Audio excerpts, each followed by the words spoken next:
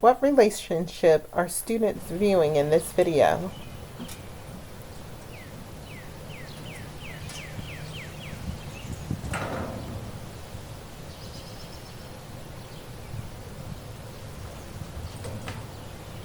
This video will focus on MGSE8 F5.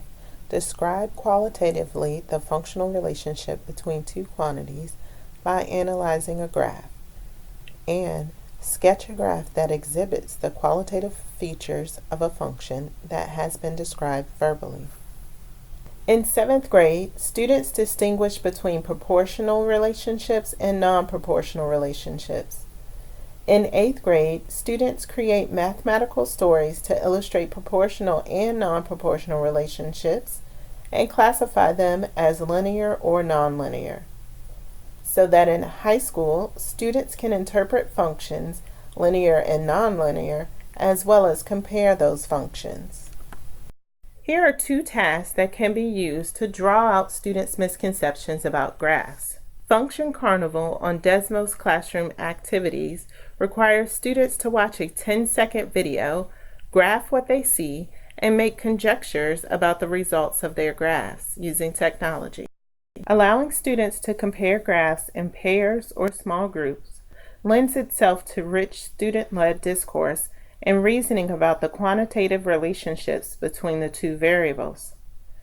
Make sure you allow for plenty of time of turn and talk conversations when doing this activity.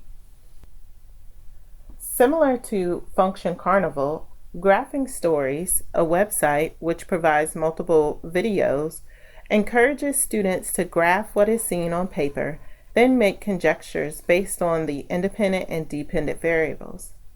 The advantage of activities such as these is the focus on how a graph can express the relationship involved.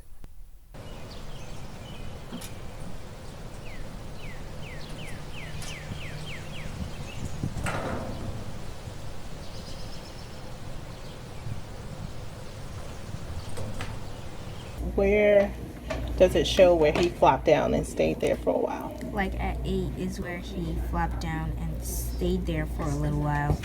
And then right here it represents how when he went down the slide. Okay, so how would I decreased know? the height. Look, it decreased the height. That's perfect. What misconception is present in this student's thinking? Did you notice how she interpreted the constant location at the top of the slide as a quick change from the increase to the decrease? How would I know that he's staying there for a while? What would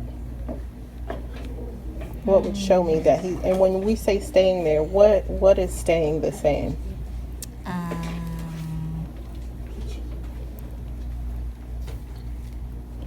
Tori, what do you think? What's staying the same? Isn't it like the height staying the same? The height staying the same. So when you look here, can you tell that the height stays the same for a little bit? By asking guiding questions, the teacher does not rob the students of making sense of the graph. With the questions asked, students realize how they have misinterpreted the constant height and make adjustments to their graph. Like this because it kind of like stays there. It stays the same. What doesn't stay the same? The time. The time. Okay. So the way Tori is changing it, does that show that the height stays the same but the time is not? Yeah, because the time's still going, but the height isn't. The classroom challenge lessons, also known as formative assessment lessons, from the Mathematics Assessment Project, were developed to help teachers with formative assessment. Some lessons are focused on developing math concepts, others on solving non-routine problems. The FOW, Interpreting Distance Time Graphs, requires students to match given graphs to given scenarios. It is intended to help teachers assess how well students are able to interpret distant time graphs, and in particular to help teachers identify students who interpret distant time graphs as if they are pictures of situations rather than abstract representations of them, have difficulty relating speeds to slopes of graphs. Students often develop misconceptions based upon the visual aspects of the graph rather than paying attention to the two quantities being compared.